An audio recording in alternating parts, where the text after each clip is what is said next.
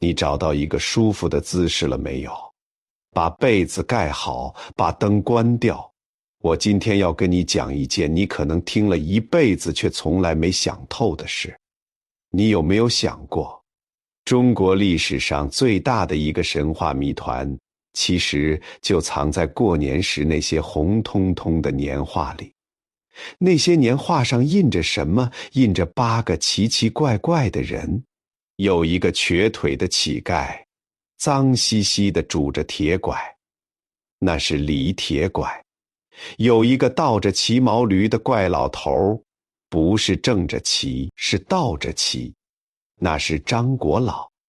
有一个喝得醉醺醺的剑客，有一个穿破衣裳的街头疯子，还有一个老胖道士拿着把破蒲扇。你看看，这像什么？这根本不像一个神仙天团，这更像是从城市某个角落里拼凑起来的一群社会边缘人。但偏偏就是这群人成了中国历史上流传最广、最被老百姓供奉的神仙组合。我们从2000年前到今天，从大陆到台湾，从东南亚到全世界的华人社区，都知道这8个人，都供着这8个人。为什么？为什么中国老百姓最终选择的神仙偶像，不是那些高高在上、玉树临风的完美神灵，而偏偏是这样一群老弱病残的失败者联盟？这个问题背后藏着一个关于中国人集体潜意识的巨大秘密。今晚我们就来慢慢打开它。我们先往时间深处走，走到八仙这个名字还没有诞生的时候。那时候，在吕洞宾、李铁拐这些名字还没有被人喊出口之前，这个故事就已经开始了。因为它不是一个讲神仙的故事，它是一个讲凡人怎么一步一步把神仙创造出来的故事。我们的先祖从很早很早以前就被2个问题困住了。第一个问题来自一个叫庄子的人。庄子这个人，你想想他，整天坐在那里看鸟在天上飞，看鱼在水里游。然后他就在想，人为什么不能这样活？人为什么要被礼法束缚，被责任压着，被规则套着？他受够了。他在那篇《逍遥游》里用尽了一辈子的想象力，虚构出了一种他最渴望的生命状态。他说，在遥远的渺姑射之山住着一种神人，肌肤若冰雪，绰约若处子，不食五谷，吸风饮露，乘云气，御飞龙，而游乎四海之外。你听听这个描述，多么轻盈，多么不食人间烟火。庄子幻想的那种仙，本质上是一个哲学命题。它不是为了长生不老，它是为了精神的绝对自由。这是仙这个概念最初最浪漫的那个原型。然后几乎就在同一个时代，另一股更沉重的力量也登场了，带来了第2个问题。这个问题来自秦始皇嬴政。嬴政这个人，你来想想他的处境。他征服了所有他能看到的土地，战胜了所有的敌人。他以为自己是神，但是到了晚年，他发现了一件事：他会老，他会死，他无法接受。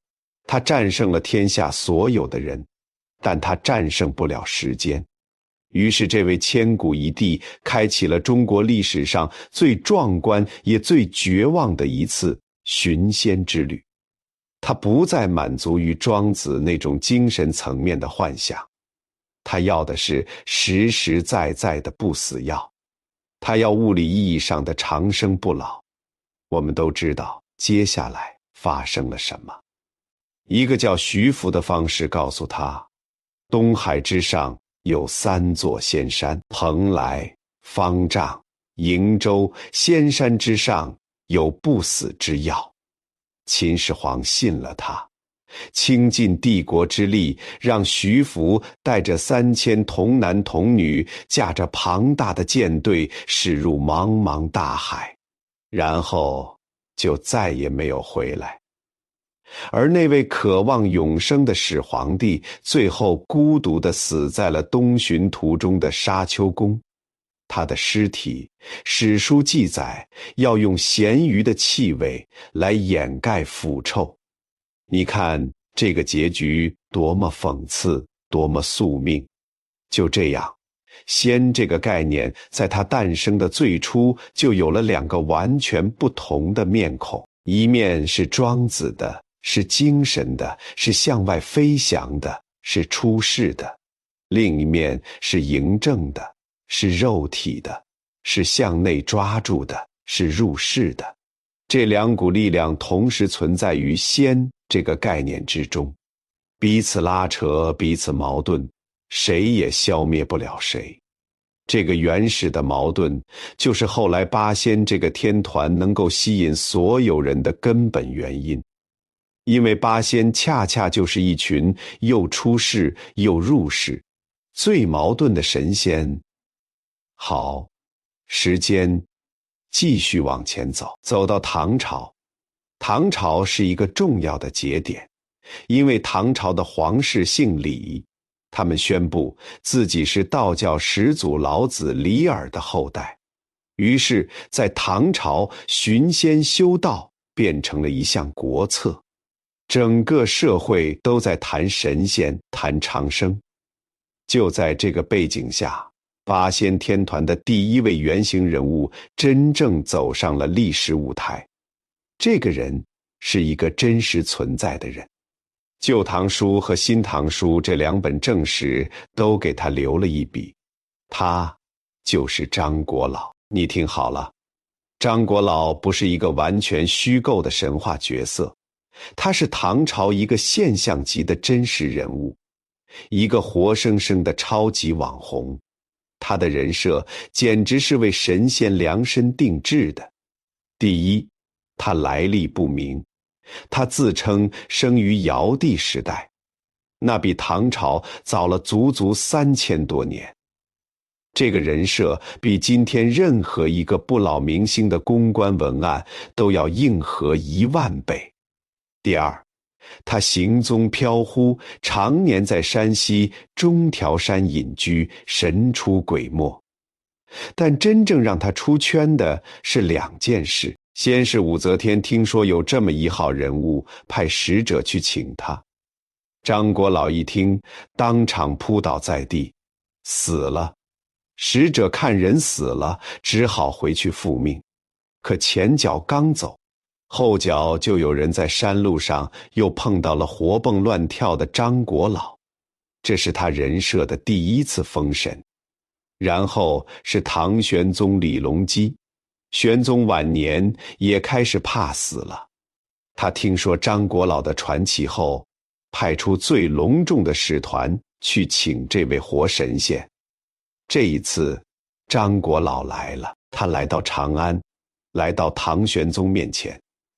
玄宗带着一半相信、一半试探的心情问他：“先生，您既然是尧帝时代的人，为何容貌如此衰老？”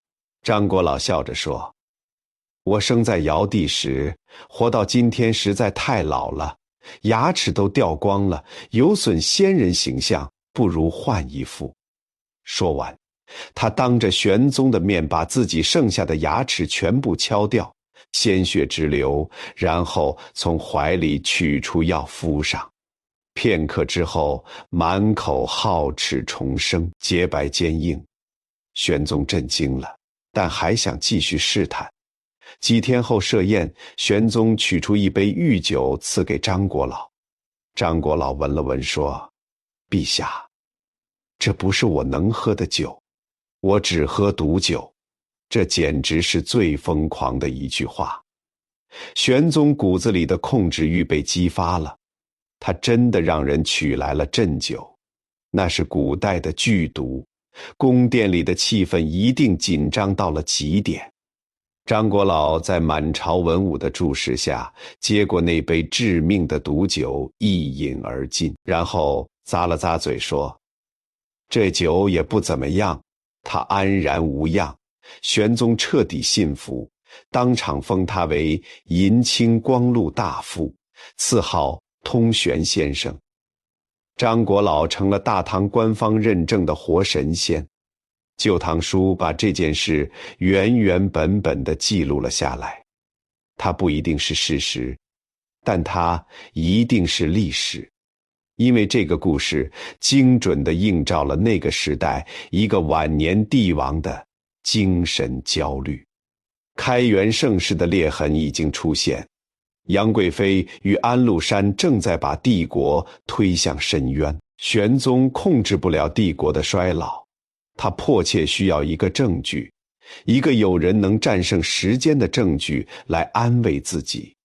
张国老就是那个证据。但故事最精彩的地方在最后。在唐玄宗赐予他无上荣耀之后，张国老做了一件让所有人都看不懂的事。他开始倒骑驴，他每天骑着一头小毛驴在长安城里倒着走，背对前方，面朝后方。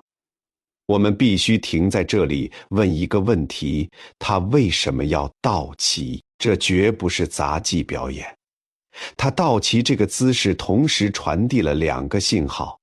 他背对前方，意味着我不看未来，因为那即将到来的安史之乱是不可测的，是混乱。他面向后方，也就是长安，意味着我也不真正融入当下。他用一种最荒诞的姿态，在盛世与乱世的夹缝之间，给自己找到了一个精神的安放之处。这个倒骑的行为，用最简单的一句话来说，就是你们的权利、你们的荣耀、你们的纷争、你们的焦虑。对不起，我不看，我不听，我不参与。这就是张国老为八仙这个组合贡献的第一个灵魂特质清醒与避世。几乎就在张国老倒骑驴的同时，另一个原型人物也开始在历史的角落里成型，他就是钟离权。如果说张国老代表的是边缘者的清醒，那钟离权代表的就完全是另一极。他自称汉钟离，说自己是汉朝的大将，来历煌煌，权威赫赫。他的形象也与张国老截然相反。张国老是瘦骨嶙峋的怪老头，而钟离权从一出道就是那个手持蒲扇的大肚道士，胖得圆润，神态从容。蒲扇在古代是军师与权威的象征，钟离权不是来避世的，他是来入世的，来建立秩序的，来点化管理者的。这非常重要，因为一个神仙天团不能全是张国老那样的怪人，他必须有一个主心骨，一个大家长，一个能撑起场面的人。钟离权就是被选中来扮演这个角色的。你看，就这样，在汉唐的星空之下，八仙这个传奇的两极出现了。一极是民间的、边缘的、清醒的张国老，另一极是官方的、权威的、入世的钟离权。他们就像是两颗遥遥相望的星，彼此还不认识，各自孤独地在历史里巡游，等待着那个能把所有人串联起来的灵魂人物登场。这个人即将出现，他是一个落榜的文人，一个风流的剑客。他的一生将从一场梦开始，他就是吕洞宾。历史的车轮碾过了盛大外放的唐朝，驶进了一个更内敛、更精致也更焦虑的时代宋朝。宋朝是中国历史上文人地位最高的时代，没有之一。但同时，它也是文人精神压力最重的时代。因为科举在宋朝达到了顶峰，万般皆下品，唯有读书高。这8个字是宋朝读书人的精神枷锁。一个宋朝的读书人，人生几乎只有一条赛道：考试、及第、做官、光宗耀祖。这条独木桥上挤满了全天下最聪明的头脑。成功了，你是人上人；失败了，你是落榜者。这种极端单一的成功标准制造了庞大的集体焦虑。就在这个焦虑的时代风口上，吕洞宾的故事诞生了。这个故事就是我们所有人 DNA 里都无比熟悉的4个字：黄粱一梦。请让我带你回到那个傍晚。那是一个寒冷的黄昏，在邯郸的一家小客栈里，一个失意的年轻读书人刚刚落榜，风尘仆仆，唉声叹气，不知道人生还有什么盼头。客栈里，他遇到了一个胖道士，手持蒲扇，正在生火煮饭，那就是钟离权。钟离权看了看这个年轻人，看穿了他所有的不甘与疲惫，对他说：“你累了，睡一会儿吧。”吕洞宾接过那只青瓷枕，在客栈的卧榻上沉沉睡去。梦开始了。在梦里，他的人生仿佛换了一张剧本。他考中了，不但考中，还连中3元，金榜题名。洞房花烛，娶了最美的相国千金。他平步青云，从县令一路做到当朝宰相，出将入相，权倾朝野，儿孙满堂，富贵滔天。这是一个读书人所能幻想到的最完美的剧本。然而就在他80岁大寿那一天，梦开始崩塌了。政敌的诬陷，皇帝的猜忌，一夜之间他从人生巅峰跌进了万丈深渊。家被抄了，家人流放，门生作鸟兽散，他自己一个人被贬到岭南烟瘴之地。老、病、穷、孤、独，所有他曾经鄙视过的失败者的标签全部贴在了他身上。就在死亡降临的那一刻，吕洞宾猛地惊醒了。他还在客栈里，还是那个一无所有的落榜年轻人。窗外寒风依旧。他转过头，看见钟离权正微笑着用蒲扇扇着炉火，耳边传来黄米饭在锅里咕嘟咕嘟冒泡的声音。他问：“我睡了多久？”钟离权指了指那锅饭说：“饭还没熟呢。”这就是黄粱一梦。这个故事是一颗投进中国文化里的重磅炸弹。它的革命性在于它解构了成功。它用一种近乎残忍的宿命感向所有的焦虑者提问：你所追求的功名利禄，你那个完美的剧本，它真的值得吗？你赢了又能怎样？你输了又怎样？吕洞宾的成仙不是因为他考上了，也不是因为他打败了谁。吕洞宾的成仙发生在他从梦中醒来的那一刻。那一刻，他选择了退出那条独木桥，选择了不再玩成功与失败的游戏。这就是吕洞宾为八仙这个天团注入的灵魂。他不仅仅是张国老那种纯粹的避世者，也不是钟离权那种权威的管理者。他是一个经历过完整的人间剧本之后，主动选择离开的人。他为全天下的焦虑者开了一扇后门。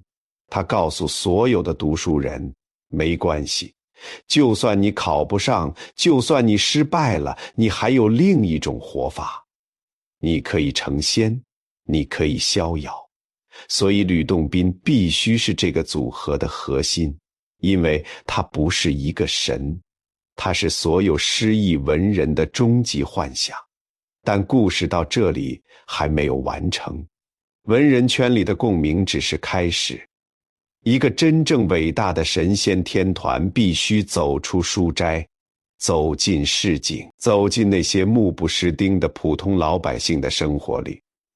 宋朝的城市里有大量的市民、说书人、小商贩、手工业者、流浪汉，他们才是这个时代最庞大的文化消费者。他们听不懂黄粱一梦里的哲学思辨，他们的焦虑更朴素。我生病了怎么办？我没饭吃了怎么办？我被欺负了怎么办？这个神仙天团要下沉，要扩招，要吸收能为底层百姓代言的新成员。于是在宋朝街头巷尾那些说书人的故事里，两个最不可思议的原型被拉进了这个组合。他们来自社会的最底层。第一个是李铁拐。李铁拐的人设是八仙里最惨烈的。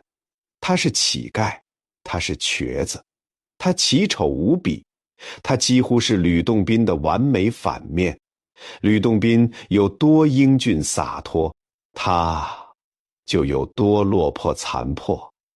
他的来历故事也充满了宿命的荒诞感。传说他本来是一个有道行的修炼者，有一天他的元神要出窍去神游太上老君的仙境。临走前他交代徒弟，我肉身放在这里，你替我看管7天，7天后我若还未回来，你再把这肉身火化了。结果到了第6天，徒弟家里出事，母亲病危。徒弟心想第6天和第7天也差不了多少，提前1天把肉身烧了。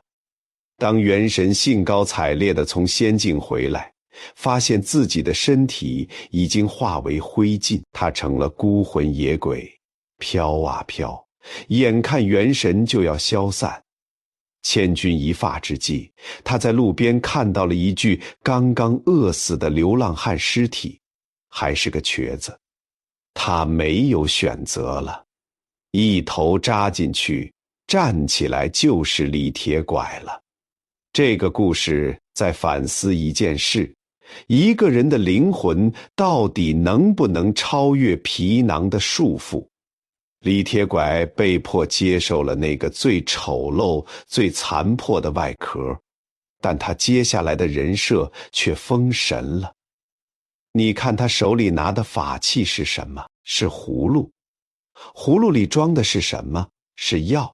你看这个神仙天团里，那个长得最丑的，那个最残破的，那个社会地位最低的人，他是负责疗愈所有人的那一个。他是悬壶济世的药神。这就是底层百姓的幻想。他们不需要一个英俊潇洒的吕洞宾跟他们谈哲学，他们需要一个李铁拐，在他们生病困苦的时候给他们实实在在的安慰和疗愈。李铁拐的加入让这个组合第一次有了慈悲的温度。紧接着李铁拐进入这个组合的是八仙里最古怪也最先锋的一个原型蓝采和。我必须说他或她，因为蓝采和的人设第一条就是性别模糊。所有的古代文献记录都说他或男或女，或老或少，飘忽不定。在那个男尊女卑、长幼有序的儒家世界里，一个性别模糊的神仙突然登场，这简直是石破天惊。蓝采和穿破烂的蓝衫，只穿一只靴子，是个街头艺人，手持拍板在街上唱歌。唱什么呢？他唱踏歌。蓝采和世界能几何？你在入睡前细细品一品这句歌词。我蓝采和一边跳舞一边唱歌，而你们所追逐的这个世界，它能存在多久呢？它又有什么意思呢？吕洞宾是看透了的哲学家，李铁拐是治愈者，而蓝采和是八仙里的那个疯子，那个局外人，那个用疯癫对抗世界的艺术家，那个性别不被定义的人，那个代表了所有被秩序排挤在外的边缘人的灵魂。当李铁拐这个乞丐、残疾和蓝采和这个疯子，边缘人一起被拉进这个组合，八仙这个传奇完成了他青春期里最伟大的一次进化。他向全社会发出了一个颠覆性的宣言：成仙，获得精神的自由，不再是帝王的专利，不再是道士的特权，甚至不再是失意文人的专属幻想。无论你是乞丐，是残疾，是疯子，是边缘人，无论你的财富、样貌、性别、地位，你都有资格获得自由。这是八仙这个故事最温暖也最核心的力量。它让自由变得民主了，但这个组合还不够完整。到了元朝，历史发生了一次剧烈的震荡，南宋灭亡了，北方的铁骑席卷中原，一个由异族统治的庞大王朝登上了舞台。这对中原的读书人来说是一次结构性的粉碎。在宋朝，他们是天之骄子，科举是他们的赛道，做官是他们的使命。但在元朝，这一切都变了。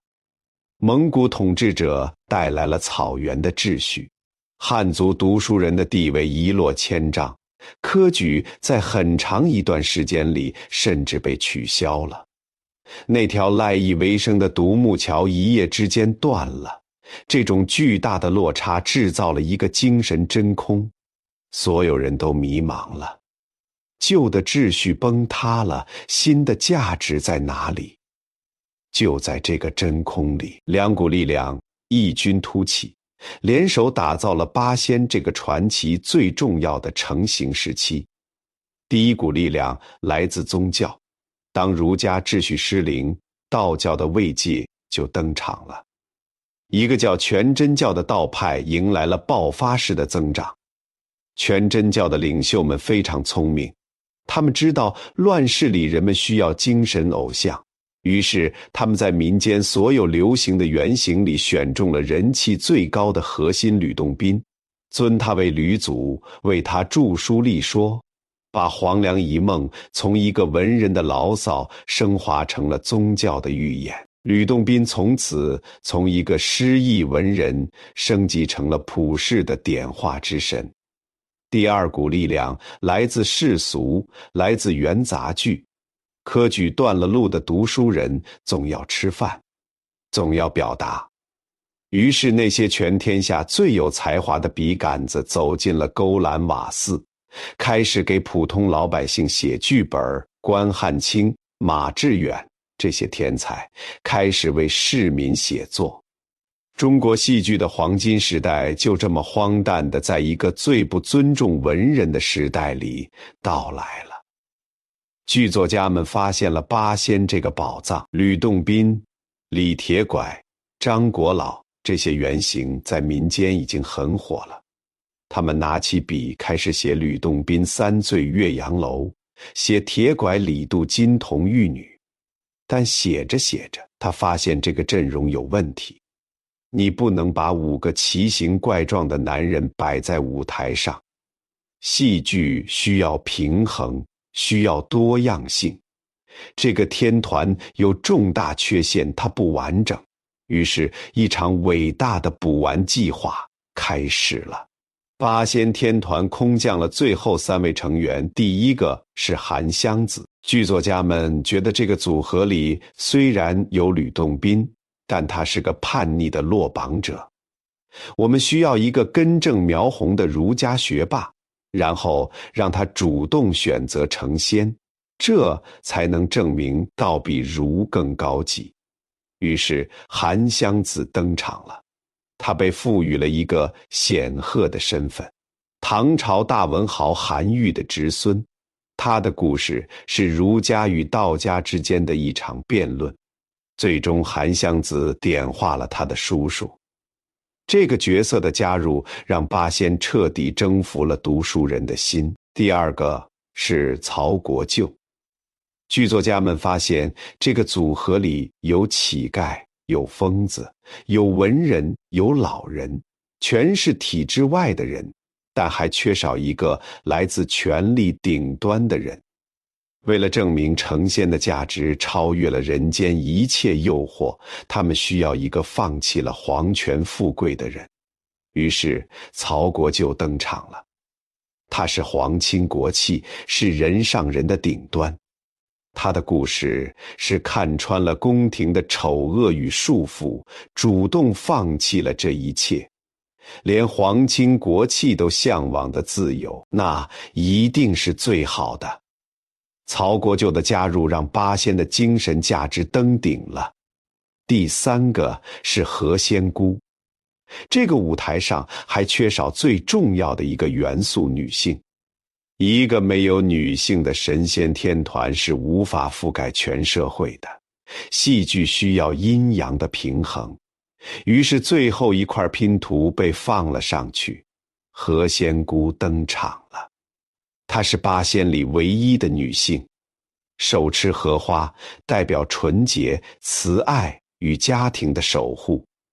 她的加入让这个组合瞬间柔和了下来，中和了吕洞宾的风流。李铁拐的残破，蓝采和的疯癫，让这个神仙天团变得温暖而完整。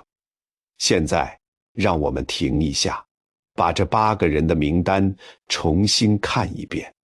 钟离权代表军人与权威，曹国舅代表皇权与贵族，吕洞宾与韩湘子代表文人与儒生，张国老代表老人与平民，何仙姑代表女性，李铁拐代表乞丐与残疾，蓝采和代表疯癫少年与一切边缘人。你看，这是一个完美的社会切片，从军官到平民，从贵族到乞丐，从男人到女人，从壮年到暮年，从正常到边缘，这个组合不多不少，把中国古代社会所有的阶层全部囊括进去了。而这个组合在那个乱世里，向所有焦虑迷茫的灵魂传递了一句最核心的密码：无论你是谁，无论你贵如曹国舅还是贱如李铁拐，无论你是男如吕洞宾还是女如何仙姑，无论你是老如张国老还是少如蓝采和，无论你处于社会的哪一个坐标上，你都拥有成仙的资格，你都拥有渡过苦海获得自由的权利。这是八仙这个故事中年时代的成就，它让自由真正民主了。八仙正式成团之后还差一件事，他们需要一个合体的代表作，一个属于他们8个人共同完成的传奇故事。这个故事在明朝到来了。一个叫吴元泰的作家看到了《西游记》的风潮，他想，《西游记》是向西的故事，那我们能不能写一个向东的故事？于是他把目光投向了八仙，写下了《东游记》，也叫《上洞八仙传》。在这本书里，那个我们今天最熟悉的团战故事第一次被完整地写了出来。八仙过海的故事是这样的：八仙结伴去给西王母祝寿，回来路过东海。吕洞宾那个永远不羁的灵魂提议，我们不要做官方的云彩和船只了，每个人用自己的法器，凭自己的本事渡过这片大海。这个提议激怒了东海龙王，因为龙王代表旧的秩序，是庞大的体制，而八仙不用体制的船，他们用个人的能力渡海，这是挑衅，这是宣战。一场大战就此爆发，经此一战，八仙彻底定型。他们手中的8件法器也在明清的故事里被固定了下来。我们必须仔细看一看这8件法器：吕洞宾的剑，李铁拐的葫芦，何仙姑的荷花，张国老的鱼骨，曹国舅的玉板，韩湘子的笛子，蓝采和的花篮，钟离权的蒲扇。你仔细看，这8件法器大部分不是武器，葫芦是日常用品，荷花是植物，蒲扇是生活器具，花篮是装饰品。更不可思议的是，其中至少有3件是乐器。张国老的鱼骨是打击乐器，韩湘子的笛子，曹国舅的玉板，也就是拍板。这是八仙传递的最深层的密码，他们的神通不在于战斗，不在于毁灭，他们的神通在于逍遥，在于点化，在于艺术。他们是用音乐，用美，用生活里最朴素的器物来度过人生苦海的。到了清朝，八仙退休了，他们不再仅仅是道教的神仙，不再仅仅是剧场里的角色，他们走出道观，走出剧院，成了中国文化的吉祥物。他们出现在过年的年画上，出现在喜宴的瓷器上，出现在婚礼的装饰里。人们甚至不再画他们本人，只画他们的8件法器，一个葫芦，一把扇子，一管笛子，我们就知道他们来过。这就是按八仙的图案。这个传奇已经不再需要故事了，它化作了符号，沉淀在了每一个华人的血脉里。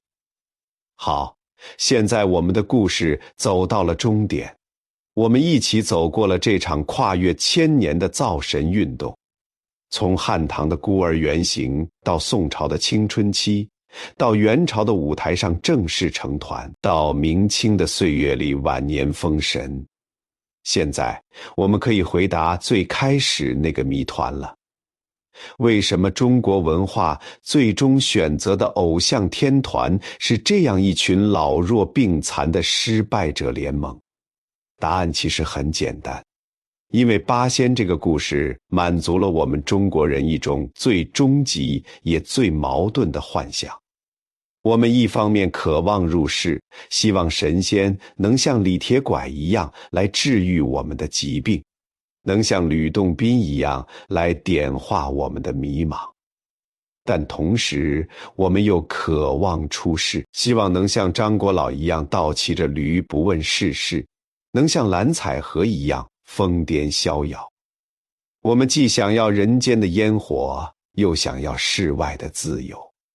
八仙是唯一满足了我们这个矛盾幻想的神仙，他们是所有神仙里最有人味儿的，也是所有凡人里最有神性的。把镜头从这1000年的历史里拉回来，拉回到此刻，拉回到今天的我们。你想想看，我们每个人的心里其实都住着一个八仙。当我们在工作里感到疲惫，当我们忍不住想要躺平，我们就是那个倒骑驴的张国老，用一种别人看不懂的方式给自己找到一个喘息之地。当我们在人生的路口厌倦了竞争，当我们想要放下一切，我们就是那个黄粱梦初醒的吕洞宾，从一个精心设计的完美剧本里突然醒来，然后选择不再玩了。